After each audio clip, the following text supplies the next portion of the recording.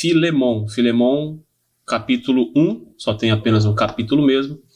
E dentro dessa leitura que faremos hoje, apenas dos 3 primeiros versos, nós vamos discorrer aqui sobre o que podemos aprender dessa cartinha que é tão pequena, porém tão importante dentro do Novo Testamento, né, do cânon da Bíblia toda, que é o cânon, e dentro especificamente da segunda parte, aí, que é o Novo Testamento. Filemon, capítulo 1, verso 1, obviamente, diz assim: Paulo, prisioneiro de Cristo Jesus, e o irmão Timóteo ao amado Filemon, que é nosso colaborador, a igreja que se reúne em sua casa, a irmã Áfia e a Arquipo, nosso companheiro de lutas. Que a graça e a paz de Deus, nosso Pai, e do Senhor Jesus Cristo estejam com vocês. Paulo começa assim a carta a Filemon. Se você tiver aí, você pode acompanhar na sua Bíblia, não sei qual é a sua versão, mas essa minha aqui é a Nova Almeida atualizada.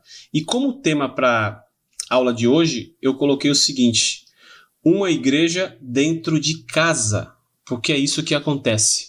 Filemon, ele tem dentro da sua casa uma igreja. Se eu não me engano, os templos de igreja, como nós conhecemos hoje, eles só foram disponibilizados e iniciados, né? Os templos formalmente chamados igreja, se não me engano, a partir do 3º século depois de Cristo, obviamente. Então, nesse período ainda não havia as congregações como conhecemos hoje, as construções especificamente para serem chamadas de igrejas formais, né? Mas Filemon, ele abre a sua própria casa, o seu ambiente de moradia, junto com a sua família, para que haja ali uma igreja, como diz a palavra, como ensina o próprio Novo Testamento. Então Filemon tem essa disposição de abrir as portas da própria casa para fazer ali a igreja, as reuniões regulares e toda a liturgia necessária para que houvesse culto e houvesse uma igreja. Então Filemon abre as portas da sua própria casa, não havendo condições. Na verdade, não havendo a ideia ainda de templos, propriamente dito, chamados de igreja como a gente conhece hoje, Filemon abriu as portas da casa. Então ele não teve essa de impedir que tivesse as reuniões por não ter um local. Ele falou: minha casa serve. E ele não é o único, tá? No Novo Testamento nós temos alguns outros relatos, eu não me lembro de todos aqui agora, mas fica esse de Filemon registrado. Ele abriu a casa para que a igreja funcionasse ali dentro. E aí nós temos ali no versículo 1 até o versículo 3 a saudação, o prefácio, o início da carta. Paulo se apresenta e coloca as pessoas que estão com ele, no caso Timóteo, e também apresenta ali os seus destinatários. Ele coloca a igreja que está na casa de Filemon, ao próprio Filemon, a Áfia e a Arquipo, que nós acreditamos que sejam esposa e filho de Filemon. Ok? Nós acreditamos que seja essas pessoas. Alguns pensam que não, podem pensar que são outras pessoas, que não se trata da esposa e do filho, mas eu acho mais pertinente trabalharmos com essa ideia.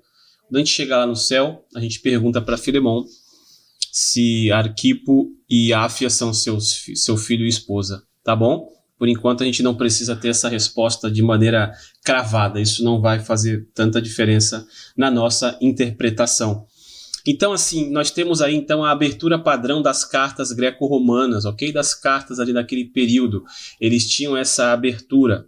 A ordem dessa sessão introdutória segue as convenções antigas, tanto helenísticas, gregas, quanto judaicas, começando com o autor e o destinatário e concluindo com uma ação de graças e uma oração pelo desejo do bem-estar dos destinatários. Então, Paulo segue esse padrão.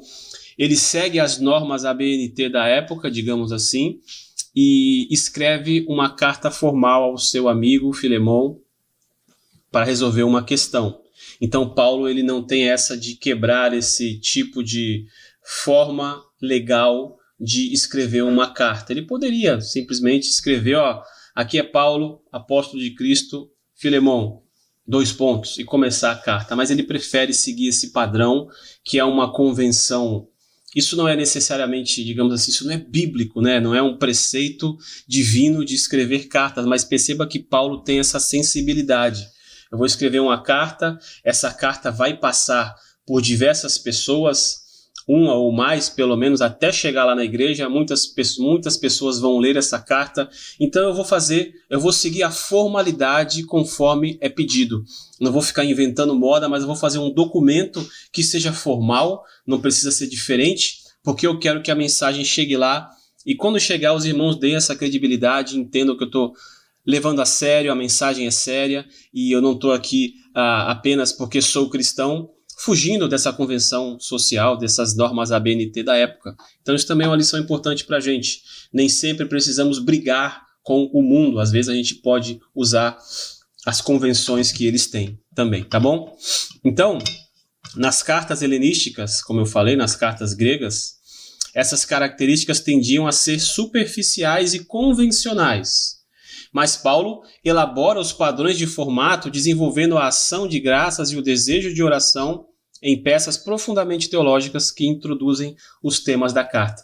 Então perceba que Paulo utiliza o padrão formal de escrita de cartas naquela época e ele adiciona a essa formalidade conteúdos teológicos. Então perceba que Paulo está aproveitando todas as oportunidades para que a sua mensagem seja clara. Paulo está se aproveitando desse recurso para que os irmãos entendam que ele é um cara sério, que ele sabe se portar em público, que ele conhece as regras e que ele é um pastor, porque ele utiliza essa formalidade para recheá-la com conteúdo teológico. Você faz isso? Como que é o seu uso dos recursos mundanos hoje e com que intenção e qual o recheio que você coloca neles? Ele está utilizando um recurso do mundo para trazer uma mensagem do céu, vamos dizer assim. Como é que você faz aí, por exemplo, com as suas redes sociais? Aqui, no meu caso, eu estou utilizando uma rede social que não foi feita especificamente para transmitir conteúdo teológico, né? E estou utilizando dessa maneira, usando aqui todos os recursos, seguindo um padrão, falando para uma câmera, com internet, em determinado horário, preparando uma pauta, uma aula anterior, para que vocês recebam esse conteúdo de maneira mais clara, que tenha uma certa seriedade. Então, como é que a gente utiliza os recursos que nós recebemos aí de graça, né? Às vezes são recursos, como o caso da internet aqui, né? Para falar para muitas pessoas, são recursos muito bons. Como é que você utiliza os recursos? Como é que você tem utilizado o teu tempo e esses recursos aí? É a favor do reino? Existe algum conteúdo bom, útil ou agradável? Ou é apenas firula? Ou é apenas você só entra para ver como é que é e depois você sai e vai ouvir piada, vai, enfim, fazer outras coisas?